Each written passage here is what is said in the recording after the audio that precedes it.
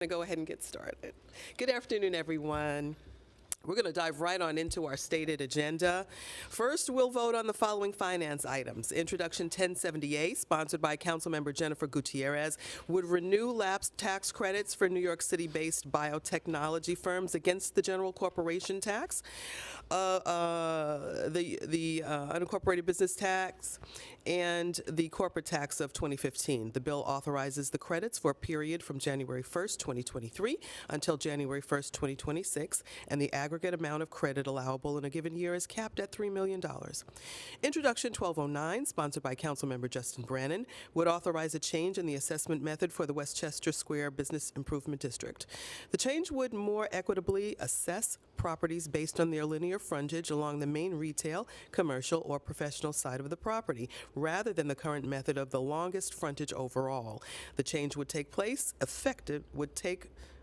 would be in effect on July 1st, 2024. Introduction 1210, sponsored by Councilmember Justin Brannan, would authorize increases to the assessment amounts of 4 business improvement districts. Village Alliance bid to $1.9 million, Brighton Beach bid to $300,000, Fordham Road bid to $1.51 million, and the Meatpacking Area bid to $6.2 million. This change would take effect on July 1st, 2024. A preconsidered resolution sponsored by Councilmember Justin Brannan authorizing a 40-year Article 11 tax exemption for 3 buildings in Councilmember Salamanca's district. The exemption would allow for rehabilitation of the buildings and energy-efficient upgrades while imposing rent and income restrictions and setting aside 15% of the units for homeless New Yorkers. A preconsidered resolution sponsored by Councilmember Justin Brannan authorizing a 40-year Article 11 tax exemption for 6 buildings in Councilmember Richardson Jordan's district.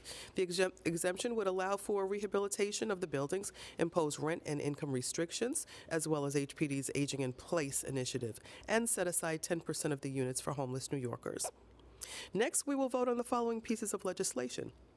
Resolution 621A, sponsored by Cultural Affairs Committee Chair Chiosei, would designate November 15th as ODB Day. In the city of ODB. In the city of New York in honor of his legacy as co-founder of the Wu-Tang Clan and a legendary MC. Introduction 348A, sponsored by Majority Leader Keith Powers, would provide that bank fees and credit card processing fees paid by a campaign for contributions received by credit card would not count against the campaign's Campaign Finance Board expenditure limit. While this bill is effective immediately, it would apply to expenditures made before the effective date that are in furtherance of an election occurring after the most recent general election.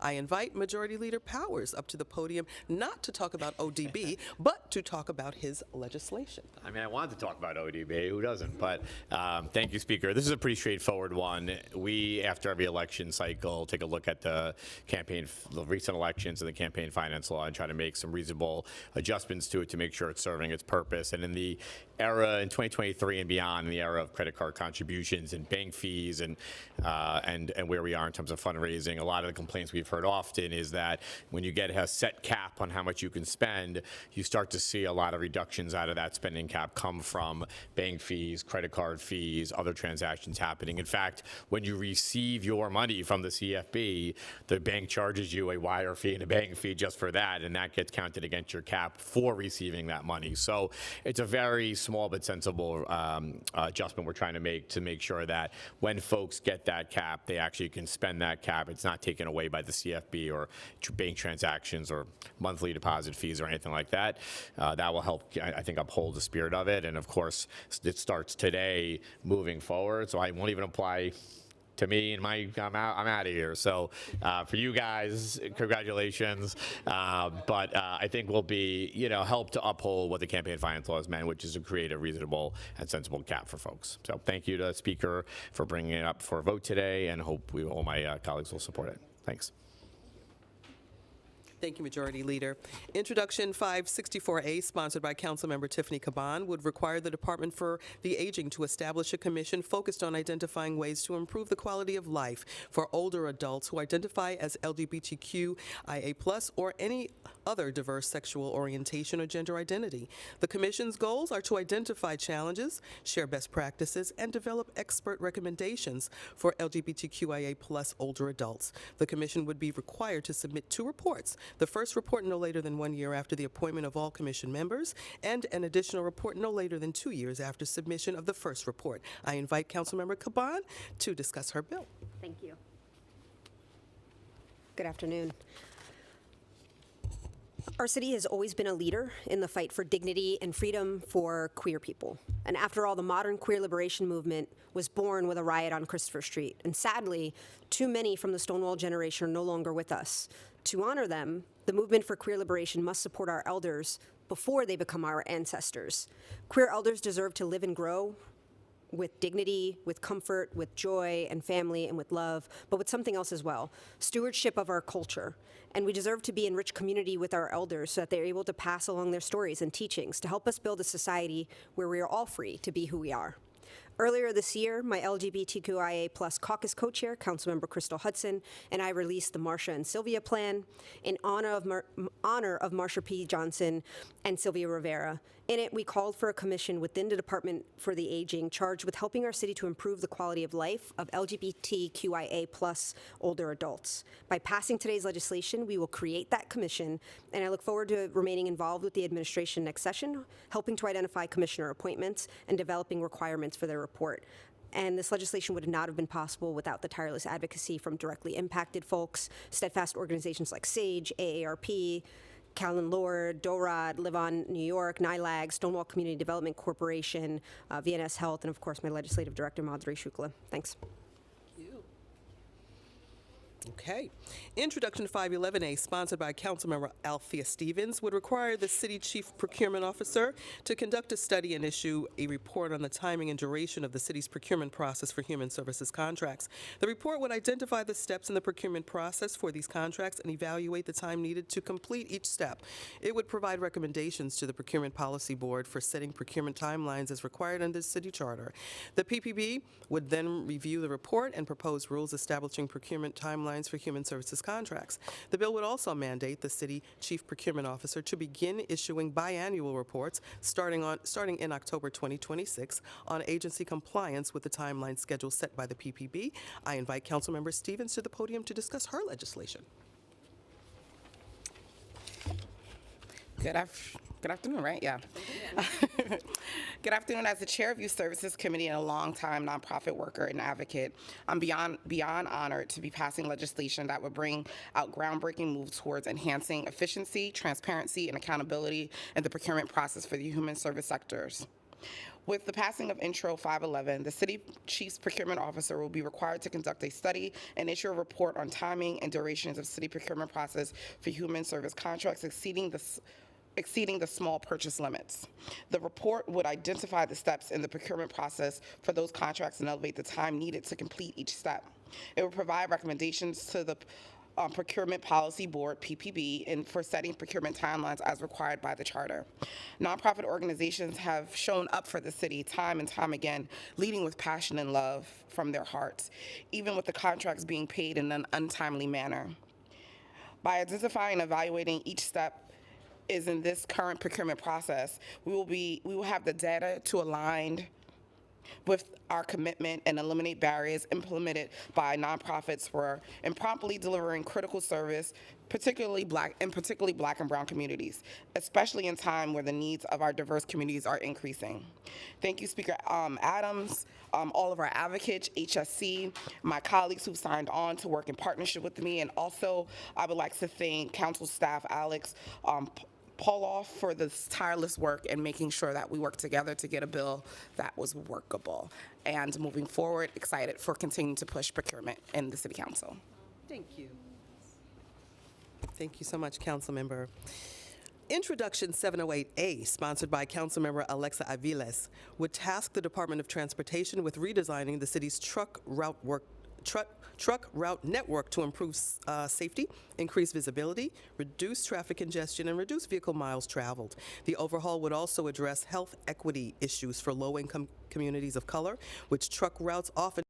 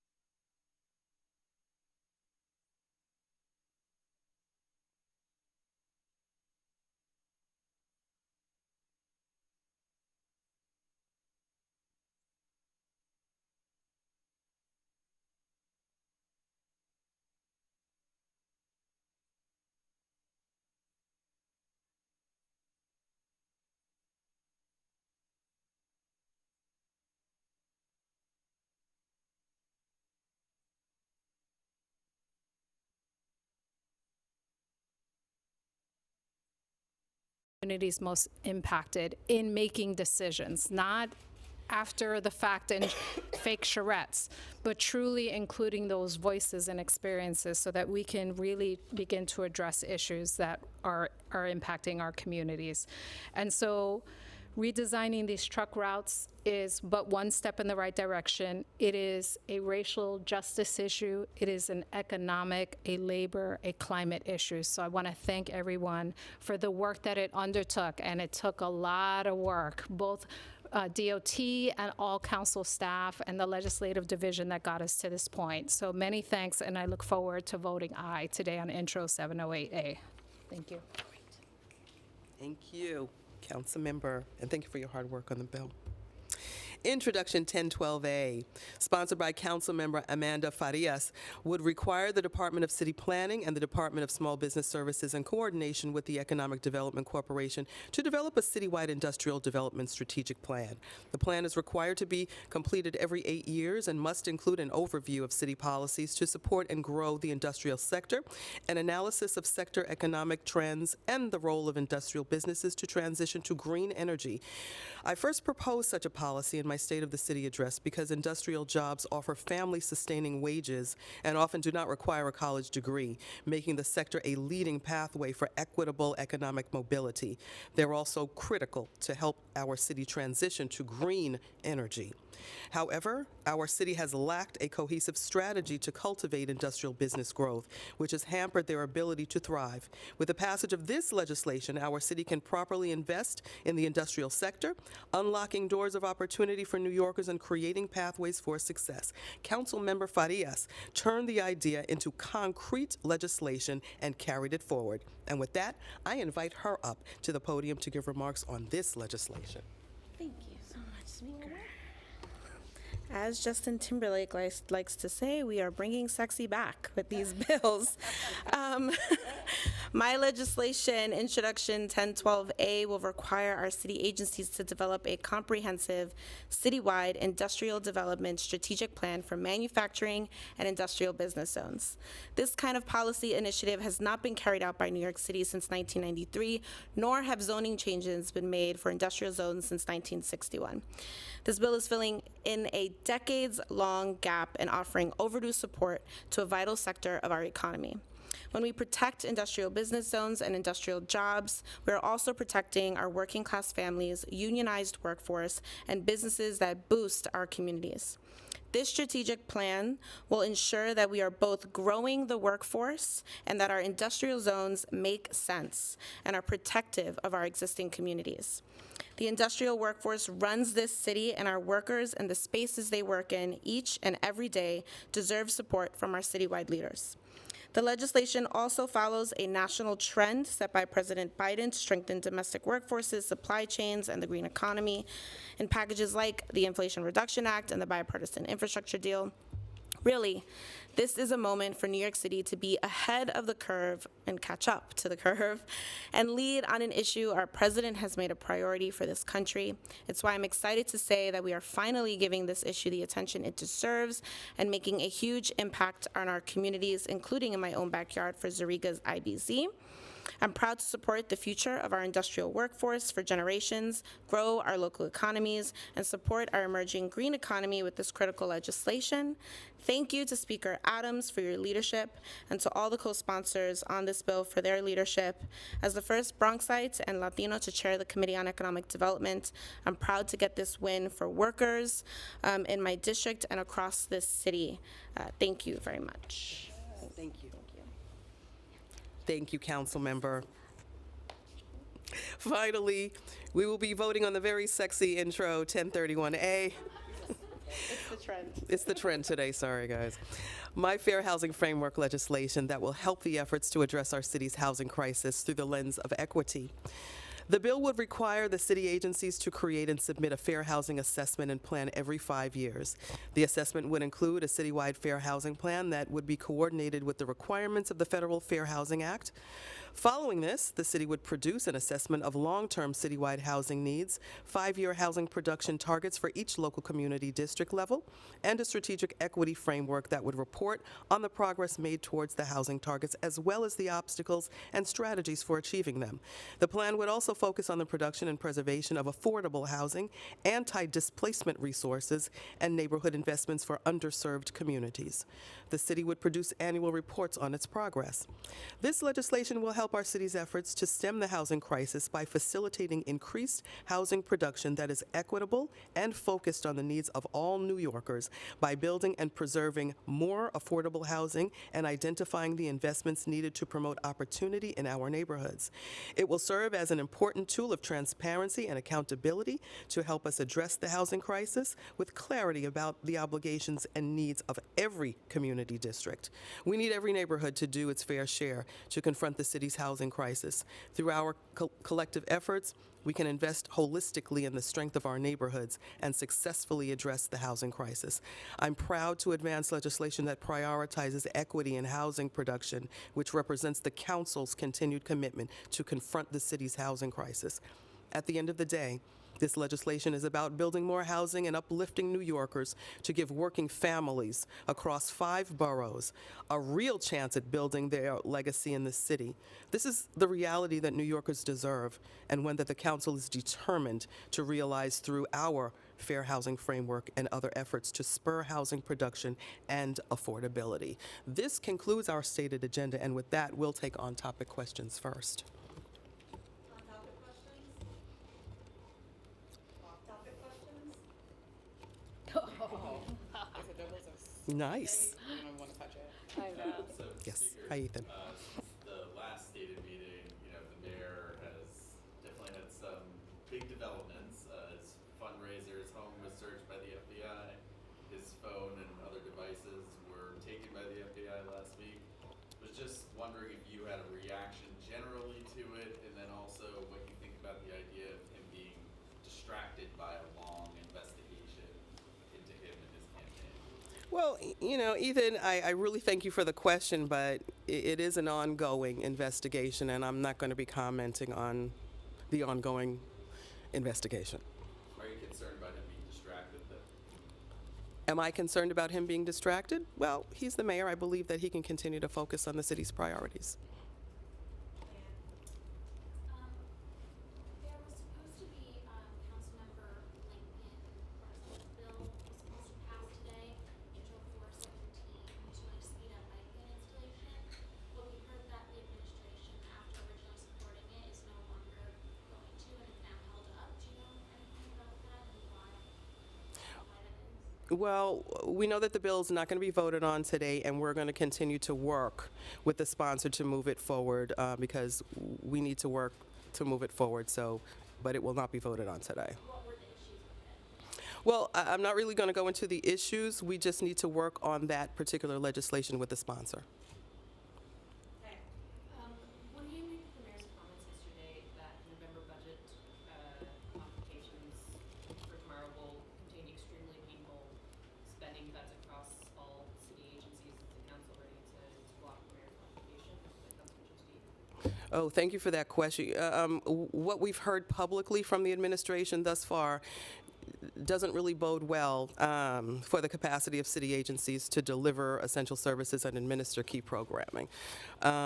We haven't really received any in-depth briefing yet, but we do expect it later on today. The council will have much more to say tomorrow, though, when the full November plan update is made public. But we've got serious concerns about potential cuts to city agencies and nonprofits that support this city so effectively and that this city relies on, as well as the exorbitant spending on for-profit companies that have been a really heavy part of the administration spending on asylum seekers. But we are waiting for that in-depth information once the full announcement is made. And one thing that the Daily News learned recently is that apparently there will be a hiring freeze for NYPD Academy classes. Do you have any thoughts on that? We're going to continue to watch what comes out of or the results, of the budget issues. So that's something else that the council is going to be watching very closely. Thank you. Okay, thank you. For you, Speaker, for anyone else who wants to weigh in, Floyd Bennett Field is open. Families are moving in there. Some have arrived there and not stayed because of the conditions that they've seen there. Are you concerned about those conditions, and have you visited any of the tent city shelters, and sort of what are your thoughts on what you've seen wherever you have visited? Yeah, thank you, Annie. I have visited, prior HERCs in the past. The Floyd Bennett Field situation was a little bit different because, as the council has always maintained, congregate settings are not appropriate for families with children, and the reaction from some of the new arrivals underscores that concern. It was raised by the council and by advocates as well.